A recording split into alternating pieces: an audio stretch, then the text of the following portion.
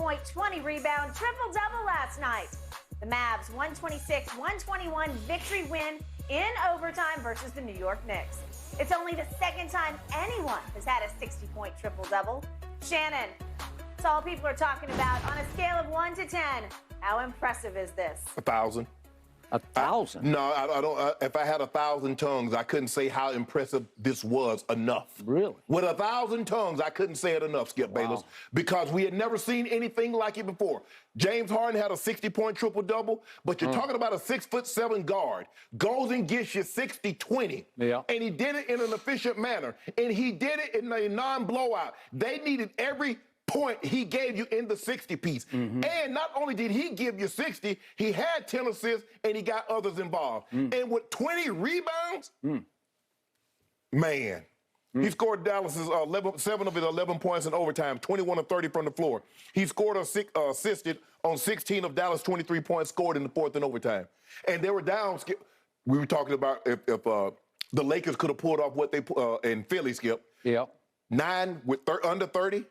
And to come back and he made one free throw, missed the second one, gets his own rebound, never touched the floor, and pushes it in. Skip, it was unbelievable. Look, and we've seen like what Luka did, and we see Wilt had a 53-32-14 and a 51-29-11, and Elgin had a 52-25-10. Skip, 60-20? That's what's so impressive. And they needed all of it. Skip, we've seen guys get numbers. If you remember Jordan when the 63 points, I saw that. I was a senior in high school, but they lost. Devin Booker had 70. They lost. Kobe's 81. Great performance. But Kobe had 6 rebounds and 2 assists. And it really ended up being a blowout. Skip, this was 1,000. Luka, and I tried to tell you, I wanted to get you on this train so me and you could finally wrap our arms around the same guy. But you didn't want to listen to me. But now the train has left the station, and I can't let you get on. I can't let you get with Baby Bird. Nope. Well, I will give you this. We have proven once and for all that Luka was the correct pick over that little guy in Atlanta. Am I right? Little Ice Tray, Mice Tray Young. It's not even close. It's a joke. And the thing is, Skip, it's not like, I mean, Trey is an all-star. He's an all-pro. I mean, excuse me, all-NBA. But he's not that. He's not close to that, in part because he's like 6 feet tall. That's it. Maybe. And I'll give you 6 feet, 7 inches tall. And I will give you, he's better than I thought he was, but I still got big problems with Luka's game, which I will get to later in the show. But right now, we're just dealing with last night, and we're dealing with Jen's question, which was simply scale of 1 to 10, how impressive. So, TV you were watching, but yours must have gold around it. I don't know, because you got gilt-edged glasses that you watch Luka with. Okay, let's look hard at the opposition last night, shall we? The best player on the New York Knicks is Jalen Brunson, who used to play for the Dallas Mavericks, where he was the second best player and a very key component to the Dallas Mavericks opposite Luka in that starting lineup. So the Knicks land him as a free agent, and it was you could argue, the biggest signing of the offseason, and they went all out, and there was all kinds of cost him a second-round pick for That's what I'm saying. There's all kinds of phony baloney going on under the table, and here we go. But Jalen Brunson has started every game. Until Sunday, I'm watching the whole game, Sixers versus Knicks, and with 5 minutes to go, he comes up a little gimpy. And he goes to the bench a little gimpy, and he does not come back, and he's a little gimpy, and they say he's got a hip. And I'm thinking, well, by this game, Tuesday night, this is his one shot at returning to Dallas and saying, look what you missed. And he couldn't go last night. So Jalen Brunson is out for the game, and I was shocked that he couldn't go, so he must have it's a hip injury. I don't know how serious it is, but it must be pretty serious. Then what happens to those Knicks? Same old Knicks. What happens 1 minute and 36 seconds into the game?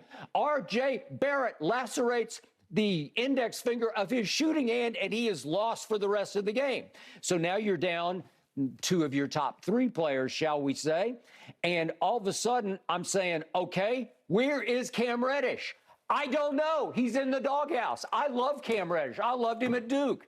I still don't understand what happened, but he got sideways with Thibodeau, and Thibodeau, even last night, under duress, would not let him out of the doghouse. And I'm saying, come on, you can't do this to your team. And I always liked, I never loved Evan Fournier, but he's pretty good, and he's a smart player, and he's the kind of player who could get you home in a game like this. He stays in the doghouse. So what does Thibodeau do last night? He plays in an overtime game. He plays 5 guys, an average of 45 minutes for the game. 5 guys, 45 minutes. It's the classic case. It's like old school basketball where you're basically playing your 5 guys the whole game. Right. And I'm saying, Thibodeau, what are you doing? Because he barely plays Derrick Rose, Jericho Sims, and Isaiah Hartenstein. Hartenstein, excuse me, they play 13, 12, and 12 minutes. The other guys average 45. So into the starting lineup goes Emmanuel Quickley, who had started 2 games this year. He is all of 6 feet 3 inches tall. And then onto the floor playing how many minutes? 46 minutes last night was Miles McBride, a second-round pick out of West Virginia a year ago, so he's in his second year. He averages 12 minutes a game. He played 46 minutes last night at 6 feet 2 inches tall. So you are completely overmatched against Luka because when it comes to guards versus guards, you're playing 2 guards who are 6'3" and 6'2", and they got no shot against Luka. Nobody has a shot. They can't bother him. Nobody can bother him. Okay, but the Lakers showed you how you bother him. You just take the ball out of his hands, and they did a really good job of it for a half on Christmas Day. Yeah. And they're up 11, and then what happened? You have to dare the rest of them to beat you because their threes come and they go. Right. And against your team on Christmas, they came. They came in droves in the third quarter, just the third quarter, because that was the one where you give up 51, which is the most points anybody's given up in a quarter this year. And as you said on Monday, it may be the most anybody gives up all year long because they hit 9 out of 13 threes just in the third quarter alone. Well, okay. You dared. You kept taking the ball out of Luka's hands, but he did wind up with 32, but that's about half of what he got last night. Thibodeau's out of his mind. He's too proud. He's too stubbornly proud. Stop it. So what did they do? The shame of this game was that the Dallas Mavericks at home lost each of the first 3 quarters. They lose the quarters by, let's count the ways, by 2, and then by 6, and then by 2. And they go in 10 points down into the fourth quarter. How could you do it to this team? What's left of this team? I can argue that 4 of the 5 best players are not even playing for the Knicks. And I'm saying, what are you guys doing? It's shameful. You are playing bad basketball that you are down to what's left of the Knicks this deep into the game because you go early in the fourth quarter. What was it? Maybe 10 minutes left. You're down 12. You're down 12 points with 10 minutes left in the game. And to Luka's credit, he says, not on my watch. And here he comes. And here he comes, and here he comes. But the 2 biggest shots of the game, when you're down 9 with 33 seconds left, Christian Wood, who is a deadly 3-point shooter at, what do we give him, 7 feet tall? Christian Wood, if we could see, just steps back and makes an ice-cold 3 that cut it to 6. This is right after the 2 free throws. He just says, well, I'll save you guys. If you can't, I'll just shoot this, and I will make them. That's a bomb from a 7-foot guy. Here he goes again, Christian Wood. And this is the shot of the game because this cuts it to 6, and it makes it somewhat manageable at that point. And then Spencer Dinwiddie makes the second biggest. If we could see this, because it's going to cut it to 1 and give you a prayer of a chance. Spencer Dinwiddie says, okay, I got this. I'll see you one and raise you one here, Mr. Wood. And that's a bomb. And he swishes that one. And all of a sudden, I'm sitting back thinking, wait a second. Maybe, just maybe, you got a shot. So then they intentionally foul Luka. And now we're down play of the game. And I'm going to give you high marks for this one. But there's an old saying in sports that you well know. You'd rather be lucky than good. Well, in this case, Luka was both lucky and great, all in the same play. Lucky and great, because there is no way on this intentionally missed free throw that the Knicks don't get the ball. You have to get the basketball. And 3 of them have fingertips on the basketball. And Quentin Grimes, who's been starting for about half the year in place of Cam Reddish or whoever, Fournier.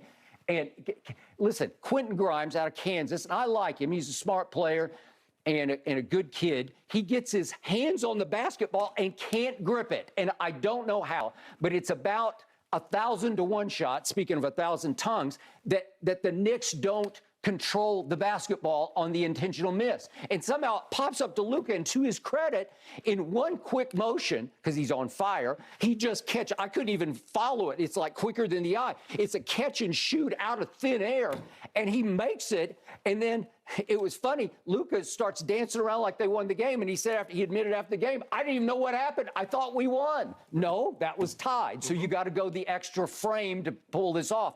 Well, the Knicks, they're playing 5 guys the whole game, and they play those same 5 guys all 5 minutes of the overtime, and they're dead on their feet. So it didn't surprise me in the overtime that you just wipe them out because they're exhausted. But my thing is, Skip, the problem that I have with your narrative that you're trying to paint about Luka is that you're making it about what didn't happen with the Knicks instead of giving. You should have won this game by 30. Skip, but you didn't. But by 30. Skip.